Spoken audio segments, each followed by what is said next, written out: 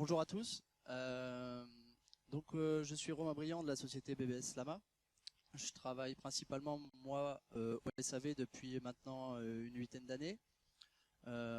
Aujourd'hui, je vais vous présenter Climabim, le calcul du thermicien intégré dans Revit, donc le calcul réglementaire RT, le calcul de STD, SED et comportement, donc tout ce qui est simulation thermique dynamique, et le calcul E plus C-, c'est-à-dire le calcul environnemental. Donc tout d'abord, je vais vous faire une petite présentation de la société. BBS Lama est une société qui a maintenant plus de 30 ans, donc 35 ans. On est spécialisé dans le calcul thermique depuis un moment avec le logiciel phare qui est Climawin. Donc Climawin est le logiciel autonome permettant tous les calculs réglementaires, mais aussi les calculs énergétiques et environnementaux. On est une société qui maintenant a entre guillemets une trentaine de salariés. Donc on est spécialisé, on va dire, dans tout ce qui est calcul thermique.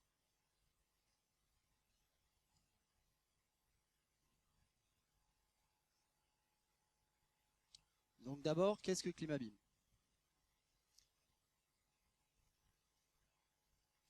Climabim, c'est un plugin sous Revit qui va apparaître dans un ruban spécifique en haut de l'application. C'est un Climawin intégré, c'est-à-dire que vous allez avoir toutes les fonctionnalités de Climawin directement sous Revit. On va pouvoir effectuer tous les calculs réglementaires, mais aussi les déperditions et apports, et les calculs STD et SED, ainsi que environnementaux. Comment on va réussir à faire ces calculs? On va faire une analyse de la maquette 3D, c'est-à-dire qu'on a un bouton dans le ruban qui va nous permettre d'analyser la maquette, afin de récupérer des données saisies directement dans Revit. Donc des données de parois, des données de menuiserie, des données d'orientation, on va voir après exactement. Pourquoi on va récupérer ces données? Pour obtenir l'arborescence Climawin. L'arborescence Climawin que vous connaissez de base via la saisie manuelle. On va obtenir directement cette arborescence et les différents catalogues que vous saisissez manuellement dans Climawin autonome. Et ensuite, on va enrichir cette arborescence et les catalogues pour obtenir les différents calculs. Donc on va utiliser différentes étapes pour pouvoir arriver à l'arborescence et aux différents calculs. Donc on va avoir dans un premier temps une description sous Revit, que je vais détailler par la suite, une analyse Climabim qu'on va pouvoir paramétrer, une description sous Climabim, c'est-à-dire un enrichissement de l'arborescence, des catalogues et des différents calculs que l'on souhaite faire. Donc tout d'abord, on va avoir une description sous Revit. Qu'est-ce que l'on va pouvoir décrire sous Revit et qui va être récupéré derrière par Climabim? Donc on va avoir l'orientation. Donc si votre bâtiment est correctement orienté sous Revit, on va récupérer cette orientation, notamment pour les parois, de manière à ce que celle-ci derrière ait une orientation juste pour le calcul. On va pouvoir récupérer la géolocalisation. Cette géolocalisation, vous allez pouvoir la décrire dans Revit et nous, on va la retranscrire dans notre catalogue de sites dans lequel vous allez pouvoir retrouver du coup la zone géographique RT correspondante, les différentes valeurs de température prises en compte pour les différents calculs, notamment les calculs d'apport, STD, etc. Vous allez pouvoir faire une description du bâtiment. Donc qu'est-ce que l'on va récupérer de la description du bâtiment que vous allez faire sur Revit? On va récupérer les parois. Donc ces parois, on va les récupérer en mètrés. Donc dans un local, vous allez avoir peut-être une surface de 10 mètres carrés de parois, mais on va aussi récupérer les données qu'il y a à l'intérieur, de manière à caractériser ces parois, c'est-à-dire les différentes couches que vous avez pu mettre dans Revit. Donc dans Revit, si on prend par exemple l'image qui est à côté, vous voyez on a des parois avec différentes couches, mais sur ces couches on peut aussi assigner des matériaux, et ces matériaux peuvent avoir des propriétés thermiques. On va pouvoir récupérer toutes ces informations pour venir enrichir directement le catalogue de Climabim. Ces différentes couches dans Revit, je le spécifie, sont indiquées de l'extérieur vers l'intérieur. Pour ceux qui connaissent le logiciel Climawin, la description des parois se fait de l'intérieur vers l'extérieur. Donc d'un point de vue saisie, on laisse l'utilisateur saisir comme dans Revit. C'est nous derrière dans l'analyse qui remettons les parois dans le bon ordre, enfin les couches dans le bon ordre. On a donc la description après des menuiseries, Donc ces menuiseries, elles vont être décrites par famille et par type dans Revit. Nous, ce qu'on va récupérer du coup, c'est cette famille et ce type et les différentes dimensions pour pouvoir créer notre catalogue. On ne va pas récupérer de valeurs thermiques depuis Revit, puisque les valeurs thermiques RT sont un petit peu plus, on va dire, volumineuses, et elles ne font pas partie des familles Revit natives. Donc vous allez venir, après, on verra, enrichir le catalogue des menuiseries directement dans Climabim. Je ne parle pas ici des ponts thermiques, puisque les ponts thermiques ne sont pas un objet Revit. Donc on verra qu'on peut générer des ponts thermiques dans Climabim, mais on ne leur affectera pas de valeur. On verra tout à l'heure. Et ensuite, donc, après avoir renseigné ces éléments d'un point de vue bâti, ce qu'il va falloir renseigner pour pouvoir lancer une analyse de la maquette 3D, ça va être la description des pièces ou des espaces. Ces pièces et ces espaces sont la base de notre analyse 3D, c'est-à-dire qu'on va partir d'un espace pour trouver tout ce qu'il compose, que ce soit murs, parois, etc. Donc dans ces pièces et ces espaces, on a des propriétés propres à Revit natives, c'est-à-dire que dedans vous allez pouvoir indiquer l'occupation, vous allez pouvoir indiquer la puissance d'éclairage, vous allez pouvoir indiquer si le local est chauffé, refroidi, etc. Donc ces propriétés, on va les récupérer. Et nous, dans notre plugin, dans le ruban, on a rajouté des propriétés propres à Climabim et propres à la réglementation. C'est-à-dire que quand vous allez être dans un espace Revit et que vous allez aller dans le ruban Climabim, vous allez avoir des propriétés spécifiques. Notamment des propriétés pour définir l'usage de zone, le type d'espace. Est-ce que je suis sur un espace tampon? Est-ce que je suis sur un espace normal dit chauffé? Est-ce que je suis sur un espace qui n'est pas pris en compte par la réglementation? On va avoir l'usage de la zone dont fait partie cet espace. On va avoir l'usage de l'espace en lui-même qui découle de l'usage de zone que l'on a mis. C'est-à-dire que si par exemple je prends un usage de mon espace fait partie d'un usage de zone bureau, j'aurai en usage pour cet espace les 4 usages spécifiques pour le scénario bureau de la réglementation. C'est-à-dire que j'aurai bureau, salle de réunion, circulation et sanitaire. Donc ça, c'est des éléments à renseigner. On va pouvoir décrire aussi le groupe dans lequel il se trouve pour pouvoir faire des catégorisations CE1, CE2. Et on va pouvoir renseigner l'unité dans laquelle elle se trouve si jamais on a des ventilations différentes. Ensuite, on a l'analyse Climabim. Donc là, c'est assez rapide. On a surtout, avant de pouvoir lancer une analyse, on doit surtout définir des options d'analyse. Ces options d'analyse, vous les trouvez à droite sur l'image qui est à côté. Donc vous avez le mode de détection des adjacences. On a 2 modes de détection. On a le mode Revit et le mode Climabim. Le choix par défaut est Revit. Alors c'est plus simple dans l'analyse, dans le sens où en fait on vient interroger Revit sur tel espace. Revit va nous renvoyer telle ou telle paroi. Moi je préconise le mode Climabim, car le mode Climabim est une détection faite par BBS Lama, qui permet de dire, en fait, sur tel espace, je vais chercher dans l'API de développement Revit quels éléments composent chaque espace. Donc ça, c'est côté BBS que l'on va chercher ces données. On a l'objet servant de base à l'analyse, donc comme je vous le disais, il y a les espaces ou les pièces. Donc suivant le type de maquette que vous avez et suivant la description que vous avez dedans, vous pouvez avoir des espaces ou vous pouvez avoir des pièces, notamment si vous recevez en général une maquette directement de l'architecte, vous aurez souvent des pièces. Vous avez la limite de détection des adjacences en centimètres. Alors, cette limite de détection des adjacences a été rajoutée il y a peu. En fait, pour détecter une adjacence sur un mur, notre analyse envoie un rayon dans ce mur pour aller voir ce qui se trouve de l'autre côté. Alors en fait, cette limite, c'est la longueur de ce rayon. Par exemple, par défaut, à la base, on mettait, nous, 80 cm, puisqu'on s'est dit, voilà, une paroi de plus de 80 cm, c'est assez rare, donc on va toujours avoir l'adjacence. Mais on a un client qui fait des centrales nucléaires et qui nous a dit, voilà, moi j'ai un mur de 3 mètres. Et typiquement, dans ce cas-là, notre rayon tombait dans le mur et ne nous donnait pas la bonne adjacence. Donc on a laissé cet élément paramétrable par le client, de manière à ce qu'il puisse gérer la distance maximale, l'épaisseur maximale de ces murs, en gros. On a la possibilité d'afficher des messages, alors dits d'erreur, mais plutôt d'avertissement à l'analyse. C'est-à-dire que ça va être des messages qui vont vous indiquer, attention, votre espace en volume est délimité par un faux plafond et non par la dalle supérieure. Thermiquement, ce qui nous intéresse, ça va être plutôt la dalle supérieure que le faux plafond en lui-même. Donc on va vous indiquer ce genre de message qui va vous permettre ensuite de faire annuler l'analyse et d'aller dans votre maquette, changer le faux plafond, ne pas le mettre en limite de pièces, etc. On vous propose de faire une sauvegarde de votre projet Revit avant l'analyse. Ensuite, on a tout un nœud linéique qui va vous permettre de choisir ce que vous souhaitez obtenir en linéique. Donc là, typiquement, j'ai mis la configuration que vous pouvez avoir, on va dire par défaut, et qui est la plus explicite pour l'analyse, c'est-à-dire que je veux générer des linéiques et je ne veux que les verticaux et les horizontaux. Pourquoi je ne veux pas les menuiseries? Parce que si vous mettez une génération de linéiques sur les menuiseries, vous allez sur chaque menuiserie avoir des linéiques d'appui linteau tableau dans l'arborescence. Sachant que, par simplicité, on a mis dans le catalogue des menuiseries la possibilité de faire et de qualifier ces ponts thermiques appui linteau tableau directement. Ce qui veut dire que pour une famille de menuiseries, dans le catalogue, vous aurez directement les ponts thermiques, plutôt de les rappeler à chaque fois que vous avez une menuiserie dans l'arborescence.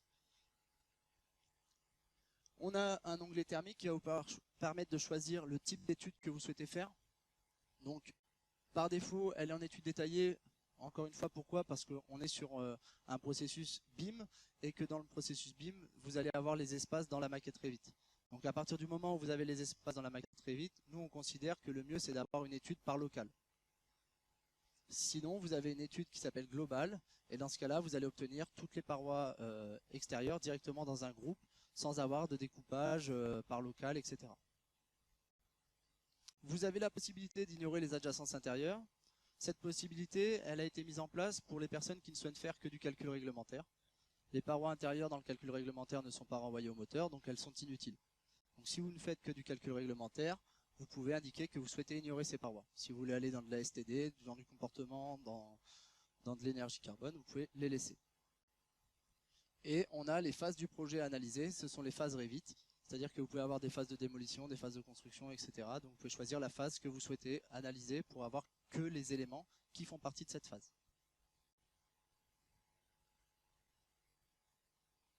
Une fois que vous avez fait l'analyse, il reste des descriptions à faire sous ClimaBIM, pardon. Donc on a des éléments à ajouter dans les catalogues, notamment dans celui des menuiseries.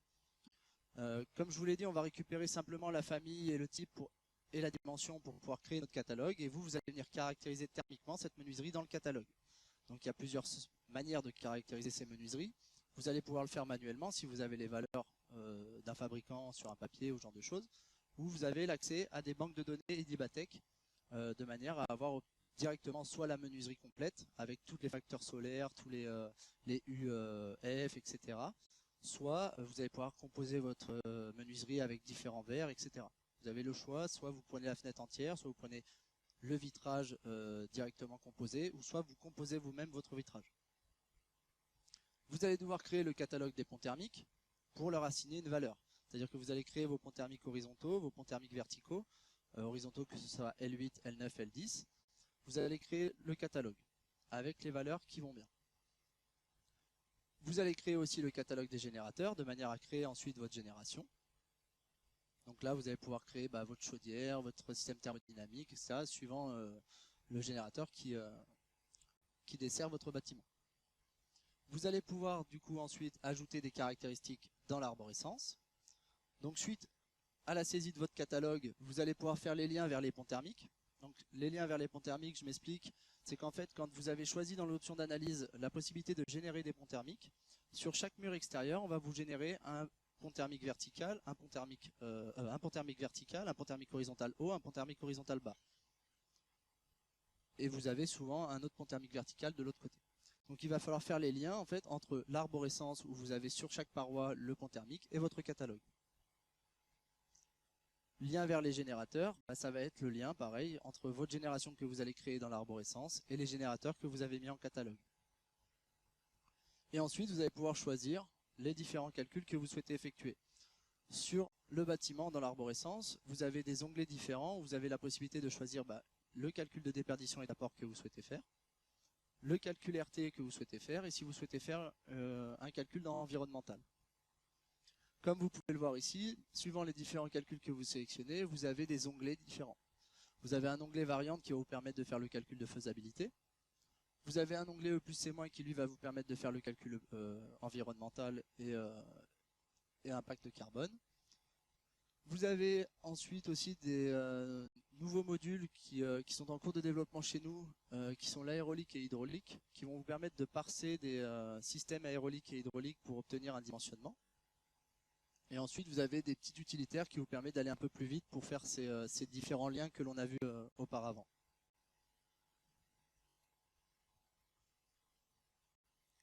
Donc les différents calculs, d'ailleurs j'en ai oublié un, mais j'y reviendrai oralement. Donc on a le calcul d'apport et déperdition qui est disponible, donc le calcul d'apport suivant les normes HRAE, et le calcul de déperdition suivant la norme NF-EN 12831. Vous avez les différents calculs réglementaires, donc BBIO, CEP et faisabilité.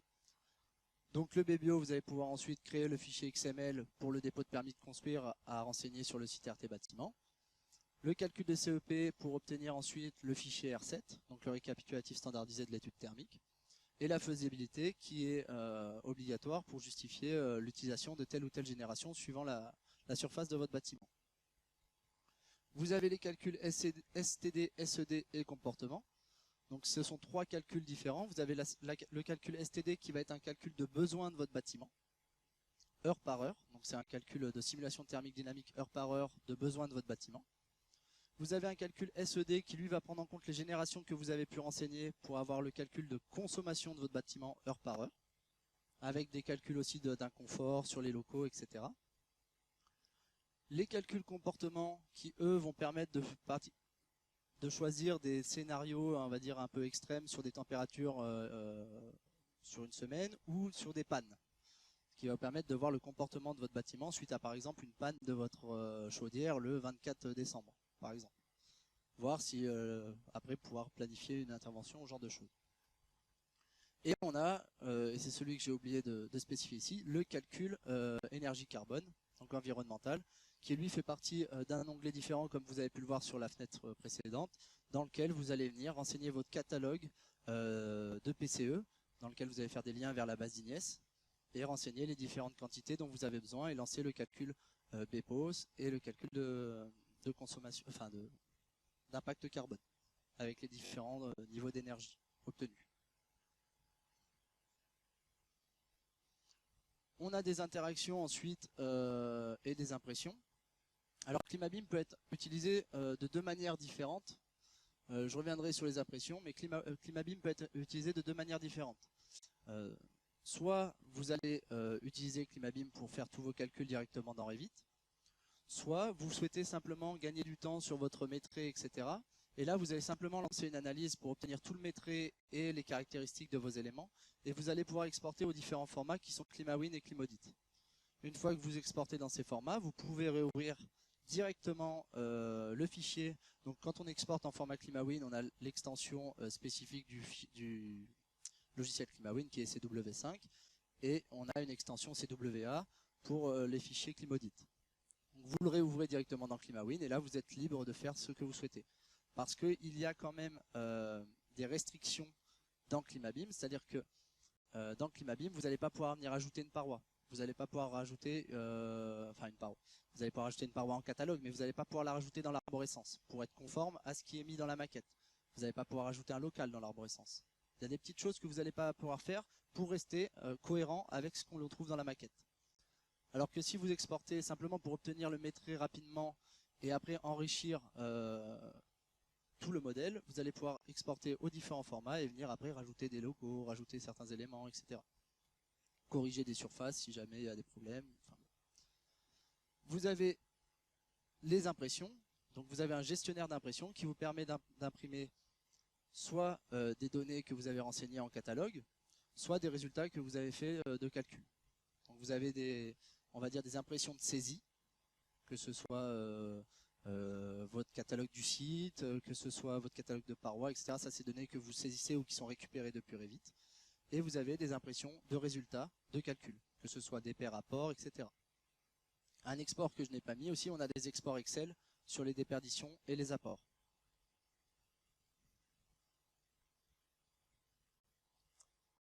Donc, voilà sur la présentation globale de Climabim. Je vais dire deux mots aussi d'un projet que nous avons obtenu à l'ADEME. Voilà, on est une entreprise qui fait beaucoup de recherche et développement. Et donc on a obtenu sur un concours un projet avec l'ADEME qui est de la recherche et du développement sur le développement d'un fichier IFC, enfin on va dire d'un développement BIM en général, de partir d'un fichier IFC que l'on peut enrichir ou pas, suivant ce que l'on a dedans, pour obtenir derrière toute une arborescence pour le calcul thermique et environnemental.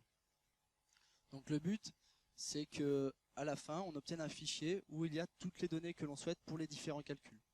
Donc c'est un projet de développement et de recherche. Donc on est ouvert en fait à la discussion avec les différents clients si vous avez des idées de comment on pourrait orienter cette recherche et ce développement. On fait des workshops. Donc on en a fait un, c'était quand? Il y a le 16 mai dernier, qui a été une réussite. On a pu orienter nos recherches, etc. On renouvelle cet événement le 30 janvier sur Clermont-Ferrand pour pouvoir échanger avec nos clients. Donc voilà, si ça peut vous intéresser, on a de la documentation là-dessus. Et si vous voulez vous inscrire pour venir, donc c'est sur une journée. Donc c'est le 30 janvier. Ouais, si vous souhaitez vous inscrire, vous pouvez vous inscrire directement sur notre stand à l'ES numéro 105. Voilà. Donc voilà pour la petite présentation. Si jamais j'ai été trop vite, je reste ici sur le stand pour vous faire des petites démos ou venir sur différents points après sur le poste qui est derrière. Et maintenant, je suis ouvert aux différentes questions que vous pouvez avoir.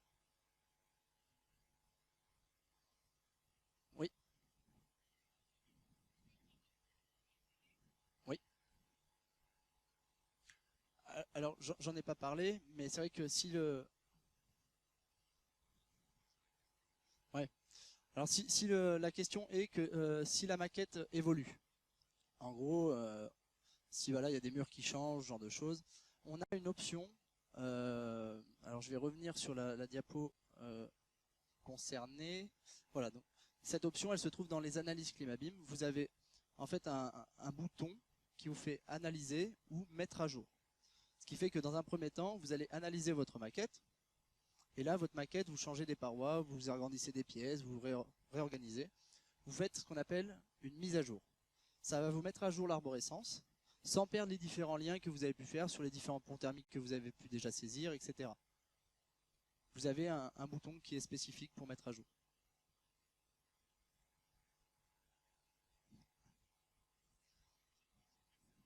Allez-y. Oui.